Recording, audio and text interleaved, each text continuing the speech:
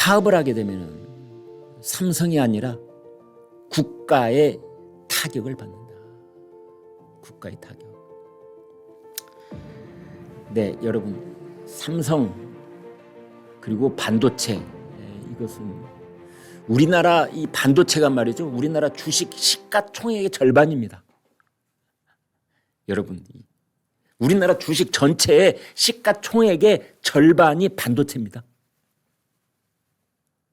수출의 3분의 1 이상이 반도체입니다. 만약 반도체에 어떤 문제가 생기면 국가 경제에 곧바로 타격이 옵니다. 정부 살림살이에도 타격이 옵니다. 왜냐하면 정부가 지금 1년에 쓸 이 세 수입 있지 않습니까? 그 세 수입의 상당 액수가 수십조, 수백조의 그 상당 액수가 반도체에서 돈을 번 기업으로부터 받는 법인세에서 나옵니다.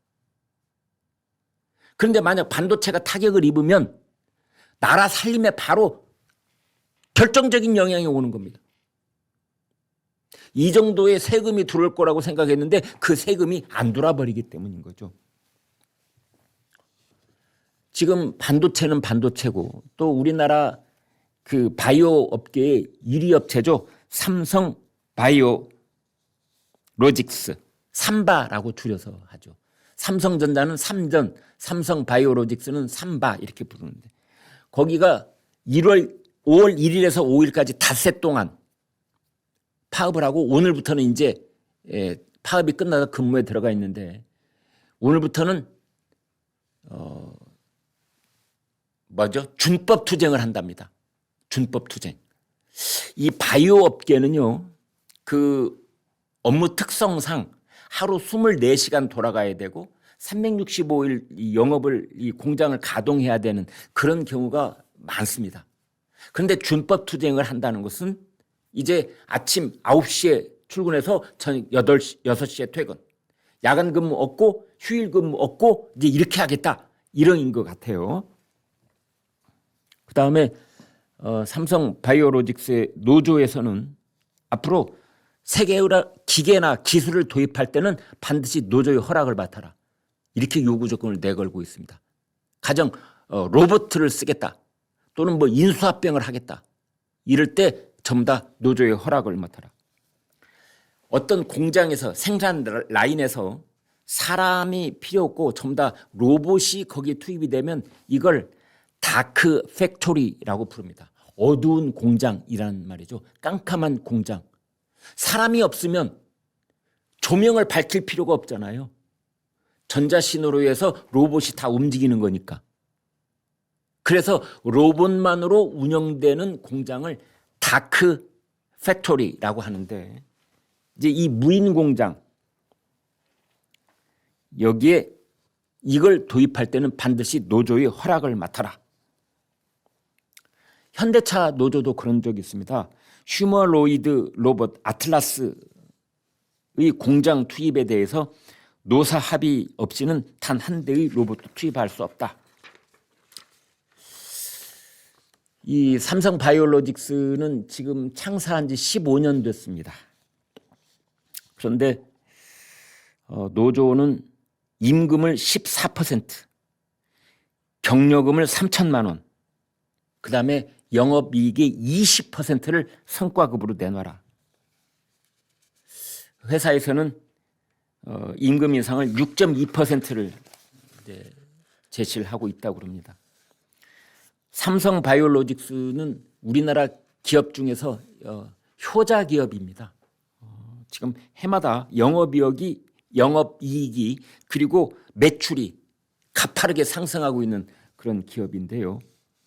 노조에서는 임금 14.6%, 1인당 3천만 원 경력급, 그다음에 성과급은 영업이익이 20%, 임원의 임면 보직 변경도 노조가 계획을 통지해달라. 그다음에 분할 합병 매각 시 노조와 공동으로 의결해달라. 그러니까 분할 합병 때 노조에게 의결권을 달라 이겁니다.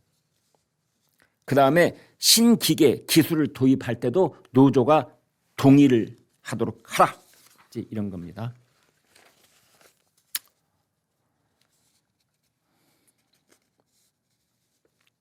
오늘부터 현장에 복귀하긴 했는데 무기한 준법 투쟁하겠다. 연장 근무, 휴일 근무 거부하겠다. 이제 이런 겁니다. 지금 삼성바이오로직스는 연평균 30%씩 성장을 하고 있고 24시간 연속 가동이 돼야만 하는데 지금 커다란 차질이 빚어질 것으로 다들 그렇게 보고 있습니다. 삼성전자는 21일부터 총파업을 예고하고 있죠. 5월 21일부터 18일 동안 파업을 하겠다 뭐 이렇게 하고 있는데 신재윤 삼성전자 이사회 의장이 파업이 현실화되면 노사 모두가 설 자리를 잃게 될 것이다. 이렇게 말했습니다. 회사와 주주뿐만 아니라 한국 경제와 글로벌 반도체 공급망 전체에 미칠 파장이 작지 않다. 그래서 지금 국내 증권사에서는 삼성전자의 실적 전망치를 전부 다 하향 조정하고 있고 또 주주단체에서는 만약 과도한 성과급이 지급이 되면은 노조원을 상대로 소송을 제기하겠다. 지금 그러고 있습니다. 문제는 이겁니다. 파업 기간 뭐가 파업을 하게 되면은 생산 차질이 문제가 아니라 생산 차질 정도가 아니라 결국은 신뢰 추락, 경쟁력 상실 몇 년 동안 이렇게 되는 겁니다. 반도체는 뭐 다른 물품이라고 안 그러겠습니까만은 특별히 이 반도체는 적기에 계약된 물량을 납품하는 것이 너무나 중요합니다. 이 반도체 시장은 올 봄 다르고 여름 다르고 가을 다르고 지난달 다르고 이번 달 다릅니다. 제때에 공급받아서 그쪽 납품을 받은 쪽에서도 빨리 컴퓨터를 만들든 뭐 인공지능을 만들든 뭐 휴대폰을 만들든 뭘 만들든 그 시점에 따라서 그 신제품을 바로바로 출시를 해야 되는데 이게 삼성전자에서 납기를 지키지 못하면 삼성전자와 경쟁사에 가서 물품을 구매할 수밖에 없고 삼성전자의 신뢰도가 추락할 수밖에 없고 이것은 내년치 물량의 계약에도 바로 직접적인 타격을 주기 때문에 이것은 납기를 놓치면 그대로 제대로 적기에 이걸 물량을 공급하지 못하면 아마 납기를 어겼을 때 위약금을 물어줘야 되는 그런 국제적인 송사도 있을 가능성이 있습니다. 그래서 수백억 달러의 수출이 막혀버리는 것이고 수십조 원의 세수가 감소를 하게 될 것이다. 그리고 환율 상승 유발이 이뤄질 것이다. 국내 총생산 GDP가 줄어들 것이다. 국가 경제에 심각한 영향을 줄 것이다. 지금 그런 얘기들이 나오고 있습니다.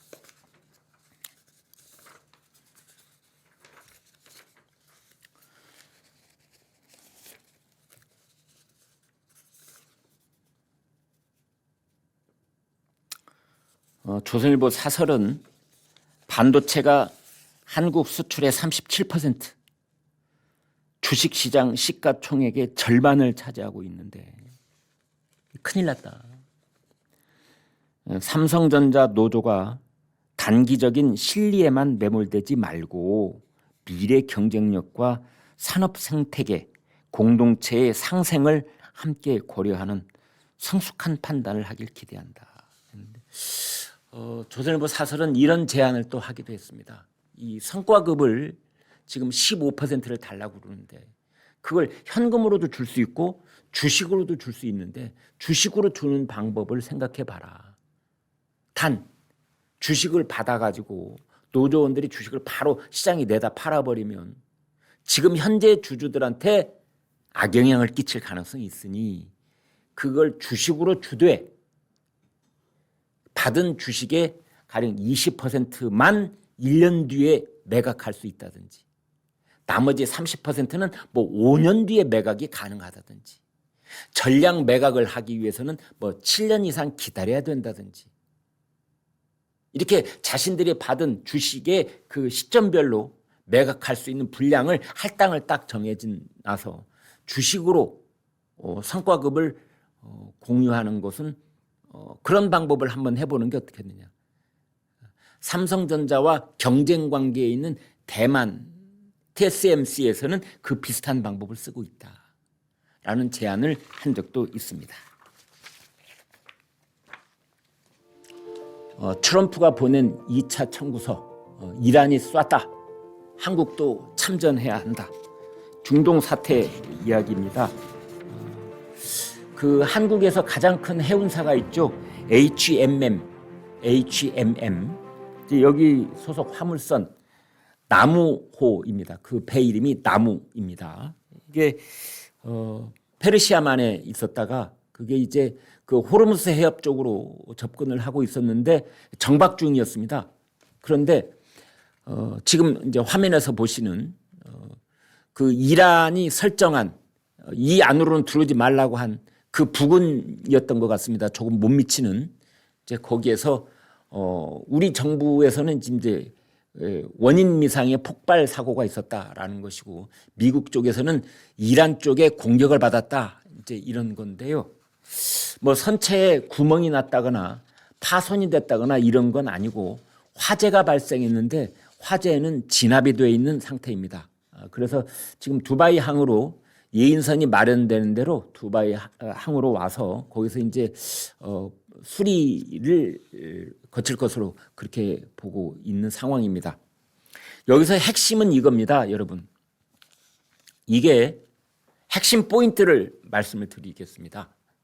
이란이 혁명 수비대가 됐든 어쨌든 이란이 명백하게 한국 선적, 우리나라 최대 해운사인 HMM의 나무호, 이 한국 선적이고 한국이 소유하고 있는, 또 한국으로 가야 될 그러한 이 배를 명백히 알면서도 쐈는지, 아니면 일부에서 지금 분석하고 있는 것처럼 페르시아만에서 호르무스 해협으로 넘어가는 인근에는 항우 배 말고도 다른 나라 배들도 많이 있었답니다. 그래서 그 국적 불문하고 그쪽에 모여있는 모든 배들에게 경고의 의미에서 떨어져라 라는 의미에서 동시다발적으로 여러 발의 확인 미상의 뭔가 발사체를 쐈고 그것이 원인이 됐는지, 이 문제를 아마 확인을 해야 될 것입니다. 그래서 이제 우리 쪽에서는 지금 이런 관계 전문가를 지금 현장으로 급파를 해서 그 나무라는 이 배를 직접 보고 이게 어떤 원인인지 이제 이걸 보겠다는 겁니다. 그런데 그 배에 탑승하고 있던 이 선원들의 지금 취재 현장에서 들려오는 말로는 외부 충격인 것 같다. 그러니까 내부에서 뭔가 문제가 발생해서 불이 난 건 아니다라는 것이 현재까지의 결론입니다. 왜냐하면 내부에서 뭔가 문제가 발생하려면 선박이 움직이고 있었다든지, 또는 선박이 내부적으로 뭔가 불을 사용하는 선박 수리 작업을 하고 있다가 용접을 하다가 뭔가 불꽃이 튀었다든지 이래가지고 이제 불이 나는 경우가 있는데, 이 배는 운항을 하고 있었던 것도 아니고, 그리고 내부 수리 작업을 하고 있었던 것도 아니고 그냥 그 자리에 닷을 내리고 가만히 있었답니다. 그렇기 때문에 이러한 것은 외부 충격 아니면 불이 나기 힘들었던 것이다. 근데 아무튼 화재는 이제 진압이 됐고요. 이제 이런 상황입니다. 그런데 이것을 빌미로 해서 지금 트럼프 대통령, 헤그세스 미국 전쟁부 장관, 이 두 사람이 연이어서 한국도 이 프로젝트 프리덤, 그러니까 이 호르무스 해협을 자유 통항할 수 있도록 하는 그런 작전에 한국도 참여를 해라, 군함을 보내라, 이런 뜻이겠죠. 지금 그렇게 압박을 해오고 있는 상황이다. 이렇게 보시면 될 것 같습니다.